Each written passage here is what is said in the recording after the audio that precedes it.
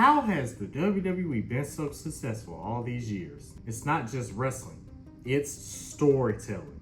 Over decades, WWE has mastered the art of building larger-than-life characters and stories that can only be described as cinema. And today, we're breaking it down. If you're new here, I'm TJ, and today we're going to be going over the best storylines, the role of commentary, and even breaking kayfabe. Let's talk about the fundamentals of WWE storytelling, which is conflict plus character equals engagement. Let's talk about some of the key storylines in WWE history, starting with the Yes Movement. This movement was centered around Daniel Bryan, who is one of the best technical wrestlers in the world, and he knew he was. However, he didn't have the look that a typical WWE superstar had, and was seen as a B-plus player, a wrestler whose role is to simply make the top stars look good. In 2013, Bryan captured the WWE Championship only to lose it to Randy Orton a few minutes later.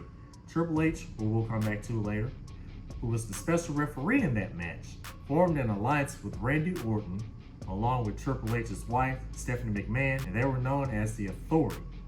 For months, the Authority sought to put Daniel Bryan in his place every chance they got.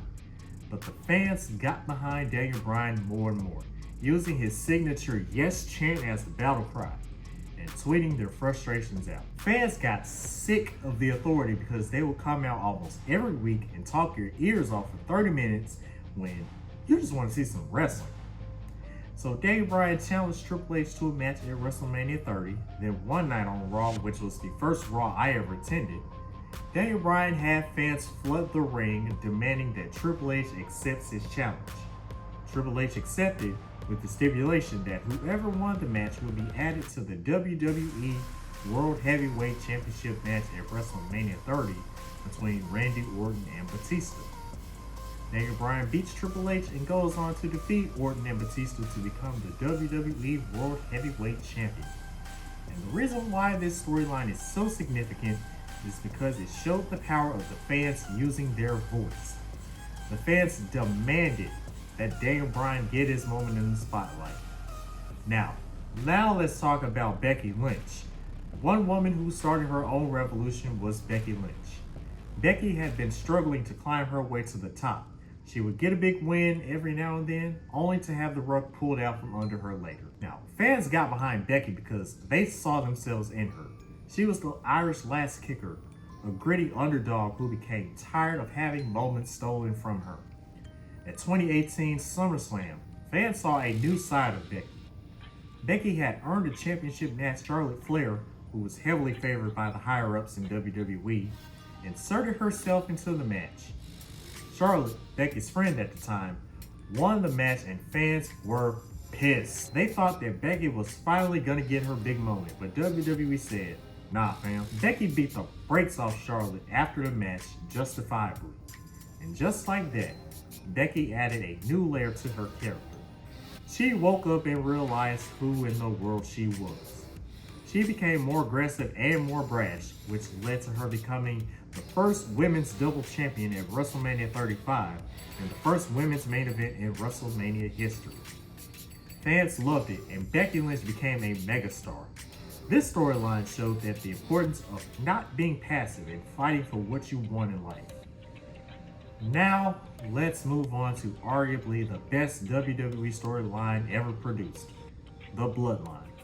I could go all day talking about this storyline, but for the sake of this video, I'll keep it brief. Now, this storyline revolves around the Anoa'i family, a multi-generational Samoan dynasty in WWE. Roman Reigns, the appointed tribal chief, which is the leader of the family, forms a group called the Bloodline, along with his cousins, Jimmy and Jey Uso, Solo Sikoa, Roman's manager and wise man, Paul Heyman, and Sami Zayn, who was temporarily brought in as an honorary member of the family because of his loyalty. From 2020 to 2025, this family went from loyalty to dominance to betrayal to fallout, and us fans were along for the ride. What a roller coaster that storyline was. Every week we tuned in to see the latest twists and developments of the Bloodline story.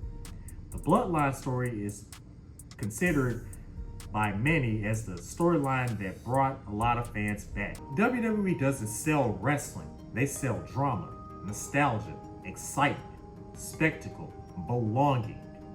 These are WWE's core values. Now, another element of WWE storytelling is long-term booking and long-term character arcs. Going back to Roman Reigns and the Bloodline, that story can be traced all the way back to June 2nd, 2014. At the time, Roman, along with Seth Rollins and Dean Ambrose, now known as Jon Moxley in All Elite Wrestling, were a highly popular and notorious group known as The Shield, who ran roughshod over WWE. On that night, Seth Rollins stabbed Roman Reigns and Dean Ambrose in the back. And even though Roman evolved into a main eventer after the bout, nor forgave Seth for what he did, which cost Roman big time. It cost him the undisputed championship at WrestleMania 40 last year. During a critical moment in the match, Roman had a choice to either hit Cody Rhodes, who he was facing, or Seth Rollins with a steel chair. He chose Seth, and Cody took advantage. The best stories take the viewer on a journey with each character. Now, another element of WWE storytelling is the commentary. And commentators are really the unsung heroes of WWE and are just as important as the wrestlers. They play a key role in WWE's storyline development as WWE's storyteller. Their job is to communicate to millions of people on a weekly basis what is taking place both in the ring and outside of the ring. Now, over the years, I have become just as fascinated with the commentary aspect as I am with the storylines. Commentators like Jim Ross, Jerry the King Lawler, Gorilla Monsoon, and Michael Cole have mastered the art of conveying emotion to the audience as they are reacting and commenting on the storylines and wrestling taking place. Now, a perfect example of this is the dynamic between Jim Ross and Triple H. Triple H was a heel, which is a bad guy, who did whatever it took to get to the top and stay on top of WWE. Jim Ross's role as the lead commentator during Triple H's peak run in WWE was massive. JR made sure to tell the audience just how dirty and low down Triple H was on a weekly basis. We knew it was all storyline, but JR made us believe it was real because of how passionate he was in his commentary. See for yourself. Does he have no conscience? Does he have no heart?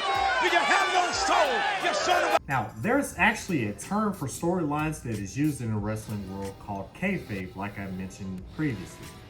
And what kayfabe is the illusion that storylines were real. For decades, wrestlers have went to great lengths to protect kayfabe, acting as their character in real life settings because they didn't want to ruin the mystique of their character. If a wrestler broke kayfabe, that could lead to serious consequences. And The Undertaker is the ultimate example of this. For 30 years, The Undertaker character, who was known for being dark and mysterious, having very little to say. For decades, Mark Calloway, the man portraying The Undertaker, rarely did interviews and appearances outside of wrestling because he wanted to preserve The Undertaker persona. Only recently has Mark Calloway started to show more of himself outside of the ring. He currently has a podcast called 6 Feet Under with The Undertaker, where he shares his experiences as a wrestler and his thoughts on the current product and interviewing other wrestlers. Now, I did mention Triple H. Let's go back to Triple H for a moment. Triple H, in his rookie year, along with his friends Shawn Michaels, Scott Hall, and Kevin Nash, infamously broke kayfabe during the show in 1996 known as the Curtain Call.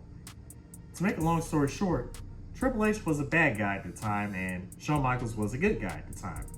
It was an unwritten rule for good guys and bad guys to not interact with each other out of character during shows and after shows. All four wrestlers, after a non-televised match between Shawn Michaels and Kevin Nash, hugged in the middle of the ring as they said goodbye to Scott Hall and Kevin Nash, who were heading to World Championship Wrestling, a top rival to WWE at the time. Triple H and Kevin Nash were the bad guys, and Shawn Michaels and Scott Hall were the good guys.